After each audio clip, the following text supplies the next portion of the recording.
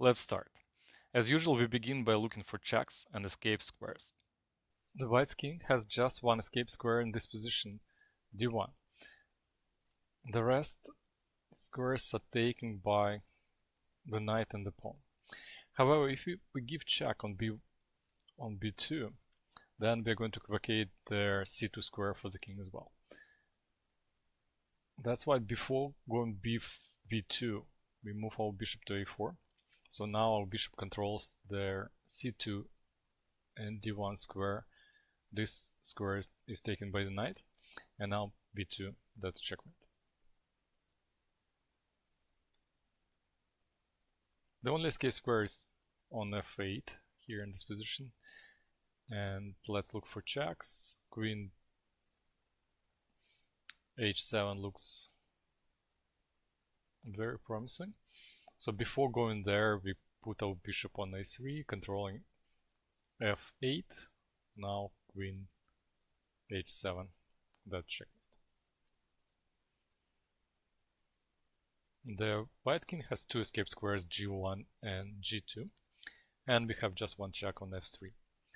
So before giving this check, we're going to bring our rook to g8. So now rook controls all the squares on the g file, and we are all set to deliver the checkmate on f3.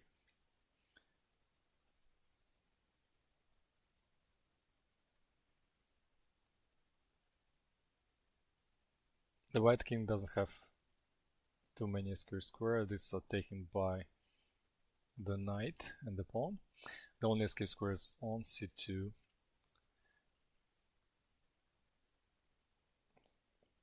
Let's look for checks, and the only check that's available is pawn c3 to c2 check, but the pawn is not supported.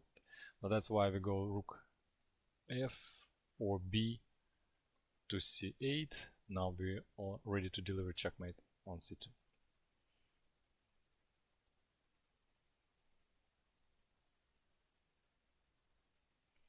The black king has just one escape square, and the g7 pawn looks very soft. It's already attacked by our queen.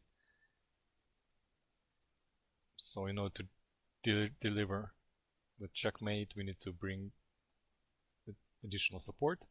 Rook goes to c7, and now we can give checkmate by playing rook g7 or queen g7.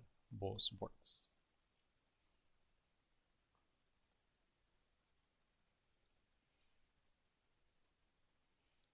The black king has two escape squares, and we have a couple of checks available. First, we can take bishop on f6, but the knight is protected by the knight and by the bishop, so that won't work.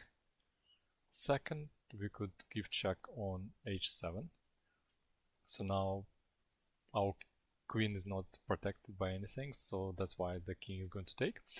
But before giving this check, we are going to bring our knight to g5.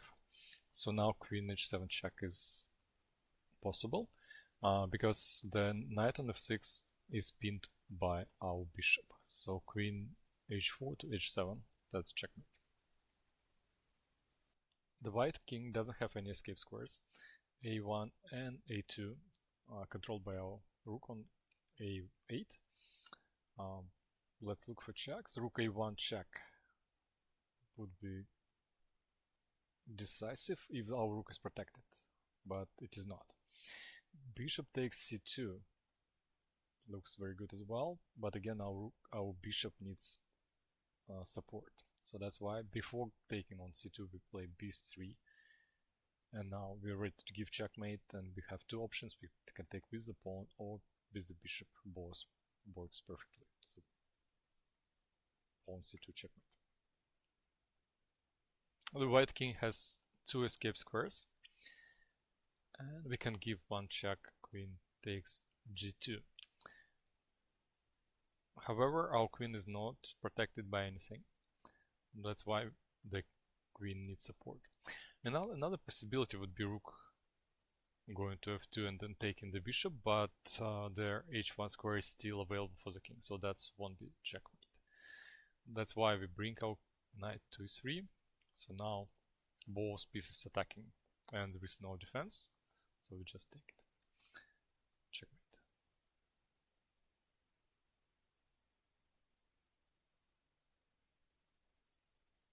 The black king has just one escape square, and we have a couple of checks.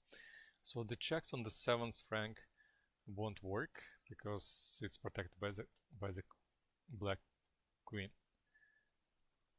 Another check on e8 looks very interesting, but playing queen g6 to 8 check, we are going to control all these squares, but we're going to make the h7 square available for the king. So that's why before giving this check on e8, we are going to protect our knight on h7 with the bishop, and now we're all set to deliver the checkmate.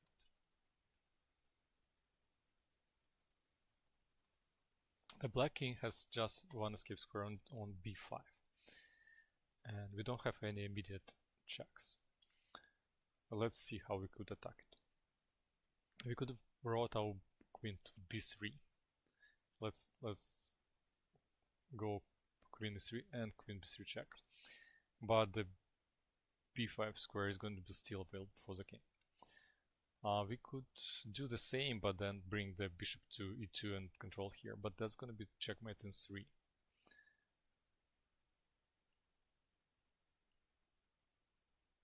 So let's try this.